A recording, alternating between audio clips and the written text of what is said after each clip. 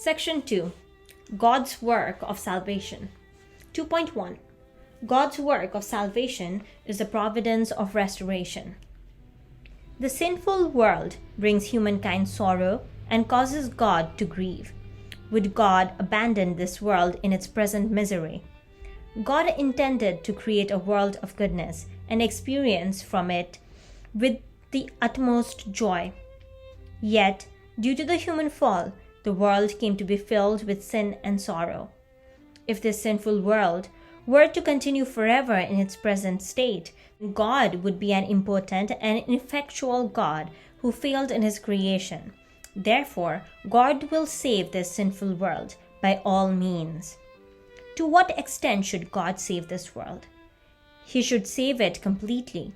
First, God must expel the evil power of Satan from this sinful world, thereby bringing it back to its original state prior to the fall of the human ancestors. Salvation must then continue until the good purpose of creation is fulfilled and God's direct dominion established. To save a sick person is to restore him to the condition of health he had before the illness. To save a drowning person is to restore him to the state he was in before he fell in the water. Likewise, to save a person suffering under the yoke of sin means to restore him to his original sinless state. In other words, God's work of salvation is the providence of restoration. The human fall was undoubtedly the result of human mistakes. Nevertheless, God also assumes some responsibility for the outcome because it was He who created human beings. Therefore, God has felt compelled to conduct the providence to correct this tragic outcome and to restore human beings to their true original nature. Furthermore, God created us to live eternally. This is because God, the eternal subject partner, wanted to share eternal joy with human beings as object partners. Having endowed human beings with an eternal nature, God could not, by the laws of principle, simply annihilate them just because they fell. If he were to do that, he would be violating his own principle of creation. The only choice left to God is to save fallen people and restore them to the original pure state in which He initially created them. When God created human beings, He promised to help us accomplish the three great blessings. Declared through Isaiah, "I have spoken, and I will bring it to pass. I have purposed, and I will do it." Meaning that despite the fall, God has been working to fulfill His promise to us through the providence to restore these blessings. He sent Jesus to restore us to our original, ideal state, as we can discern from Jesus' word to His disciples. "You, therefore, must be perfect, as your heavenly Father is perfect." An original, ideal person is one with God and has realized a divine nature. Thus, with reference to the purpose of creation, he is perfect as God is perfect. 2.2. The goal of the providence of restoration. What is the goal of the providence of restoration? It is the establishment of the kingdom of heaven, which in its totality is God's good object partner and the fulfillment of his purpose of creation. The center of God's kingdom on earth is to be human beings. Although God created the first ancestors with that intention, they fell. Hence, His will for the earth was not realized. Since then, the primary goal of the providence of restoration has been nothing less than to rebuild the kingdom of heaven on earth. Jesus, who came to complete this goal, told His disciples to pray, "Thy will be done on earth as it is in heaven." He also said, "Repent, for the kingdom of heaven is at hand." His words testify that the goal of the providence of restoration is the establishment of the kingdom of heaven on earth. 2.3. Human history is the history of the providence of restoration. As clarified above, God's work of salvation is the providence of restoration. Human history can be seen as the history of the providence through which God has been trying to save fallen people and work through them to restore the original good world. Let us examine this idea in various ways, beginning with the history of the development of cultural spheres. All people, in all ages and places, including even the most evil, have an original mind, which then inclines them to repel evil and seek goodness. People's intellectual understanding of what goodness is and how goodness is achieved has differed according to time, place, and individual viewpoint. This has been a source of the conflicts which have made history. Nevertheless, everyone cherishes the same fundamental goal of finding and establishing goodness. Why does the original mind irrepressibly induce people of every age and every place to do good? God, the subject of goodness, created human beings as his good and worthy object partners in order to fulfill the purpose of the good. Despite Satan's crippling efforts, which have been rendered fallen human beings incapable of leading a life of total goodness, the original mind remains intact within them and prompts them toward goodness. Hence, the ultimate desire of the ages is to attain a world of goodness. However hard the original mind may struggle to attain goodness, we can hardly find any examples of true goodness in this world under the sovereignty of evil. Human beings have thus been compelled to seek the source of goodness in the world, transcendent of time and space. This necessity has given birth to religion. Through religion, fallen people mired in ignorance have sought to meet God by ceaselessly striving toward the good. Even though the individuals, peoples, and nations which championed a certain religion may have perished, religion itself has survived. Religion has endured through history, despite the rise and fall of many nations. In the history of China, the Zhou dynasty and the warring states were followed by an era of unification of the Qin dynasty. This was followed by the former Han, Hishin, later Han, the six dynasties, and an era of unification in the Sui and Tang period. They were followed by the five dynasties, Northern Sung, Southern Sung, Yuan, Ming, Xiying, the Republic of China, and the People's Republic of China. In its history, China has experienced many cycles of the rise and fall of dynasties and numerous transfers of political power, yet the religions of the Far East, Confucianism, Buddhism, and Taoism, have continued to thrive. The history of India has witnessed the empire of Mauryas, followed by the Guptas, Harsha, Chalukyas, the Mughals, Maratha, the British Raj, and today's independent India. Despite the rise and fall of many kingdoms, the religion of Hinduism has survived and prospered. In the history of the Middle East, the Umayyad Caliphate was followed by the Abbasids, the Seljuk, the Ottoman Turks, the colonial period, and today's Arab states. Despite these changes in political sovereignty, the religion of Islam has endured and continued to thrive. In the history of Western Europe, we find that the center of power changed many times, from Rome to the Carolingian court to the cities of Renaissance Italy, Spain, and Portugal then became the leading powers of Europe, followed briefly by France and the Netherlands, and then England. In the modern era, the leadership of the West has been divided between America and the Soviet Union. Despite these political changes, Christianity has continued to flourish. Even under the despotic regime of the Soviet Union, founded upon Marxist materialism, Christianity remains vital and inextinguishable. If we were to examine the rise and fall of nations, we would find numerous instances in which those nations which persecuted religion have perished, while those which protected and fostered religion have flourished. Often, the people who rose to the position of ruler of a nation were those who most highly esteemed religion. History thus assures us that the day will surely come when the communist world, which is persecuting religion, will perish. Many religions have left their mark on history. Among them, the religions with the greatest influence formed cultural spheres.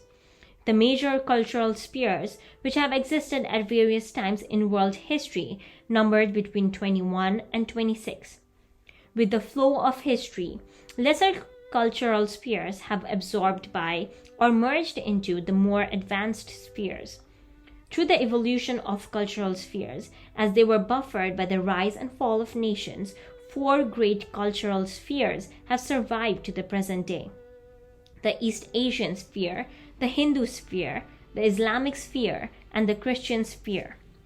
The current trend has these 4 spheres forming one global cultural sphere based on the Christian ethos. This historical development is evidence that Christianity has, as its final mission, the accomplishment of the goals of all religions which have sought the ideal of goodness.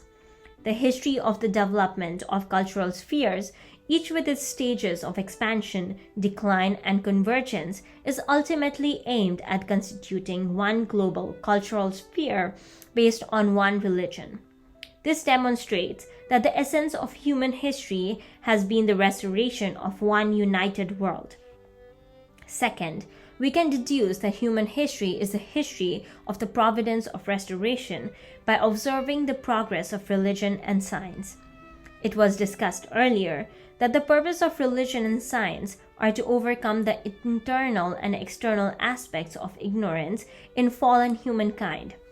Although they have been working independently with little connection to each other, religion and science inevitably must converge. Today, they are on the threshold of reaching this destination, where they will resolve all their problems together in one united undertaking. This trend shows that human history has been walking the providential course to restore the world to its original state.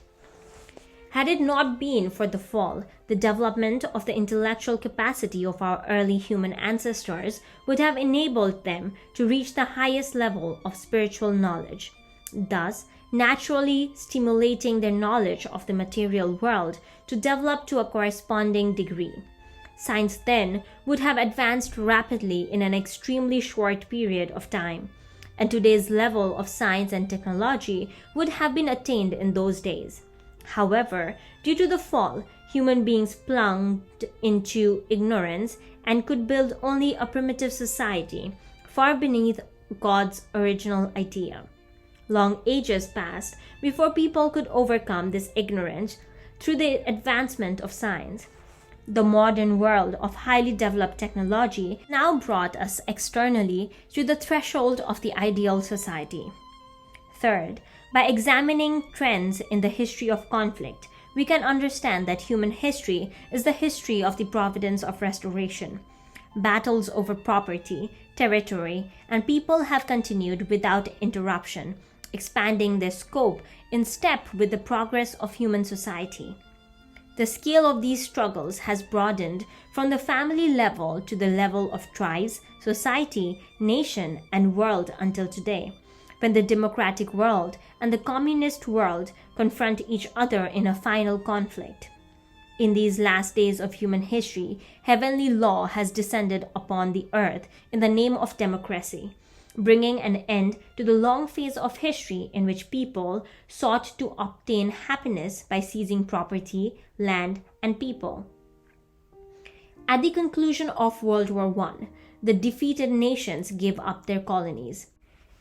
At the end of World War II, the victors voluntarily liberated their colonies and provided them with material aid. In recent years, the great powers have invited weak and tiny nations, some smaller than one of their own cities, to become member states of the United Nations, giving them equal rights and status in the Brotherhood of Nations. What form does this final war between democracy and communism take? It is primarily a war of ideologies. Indeed, this war will never truly cease unless a truth emerges which can completely overthrow the ideology of Marxism-Leninism that is threatening the modern world. Communist ideology negates religion and promotes the exclusive supremacy of science. Hence, the new truth which can reconcile religion and science will emerge and prevail over the communist ideology. It will bring about the unification of the communist and democratic worlds. The trend of the history of conflict thus confirms that human history is the providential history to restore the original ideal world. Fourth, let us investigate this issue from the words of the Bible. The purpose of human history lies in the restoration of the Garden of Eden with the tree of life standing at its center. The Garden of Eden does not refer to a specific geographical location where Adam and Eve were created, but includes the entire earth. If the Garden of Eden were limited to the small region of the globe where they were created, how could humanity be confined to such a small place and still fulfill God's blessing to multiply and fill the earth? Because the first human ancestors fell, the Garden of Eve was claimed by Satan, and the way to the tree of life at its center was blocked. It is written in the book of Revelation, "I am the Alpha and the Omega, the first and the last, the beginning and the end. Blessed are those who wash their robes, that they may have the right to the tree of life, and that they may enter the city by the gates." Human history began with Alpha and will end with Omega. At the end of history, the hope of fallen people will be to wash their sin-stained robes, enter the restored Garden of Eden, and approach the long-lost tree of life. Let us discuss further the significance of this verse. The tree of life represents the true father of humanity, who, as we have seen, was to have been Adam had he perfected his character. Due to the fall of the first parents, their descendants were corrupted with the original sin. To be restored to the state of true original people, we, as Jesus said, must be reborn. Therefore, history has been humankind's search for Christ, the true father of humanity, the one who can give us rebirth. In this verse, the tree of life which the saints of the last days may approach is none other than Christ. Thus, the Bible teaches that the goal of history is the restoration of the Garden of Eden with Christ, who is to come as the tree of life at its center. When the Bible states that a new heaven and new earth will appear in the last days, it means that the old heaven and old earth under the bondage of Satan will be restored as a new heaven and new earth under the God-centered dominion of Christ. The Bible also states that the whole creation, groaning in travail under satanic tyranny, awaits the revealing of the sons of God.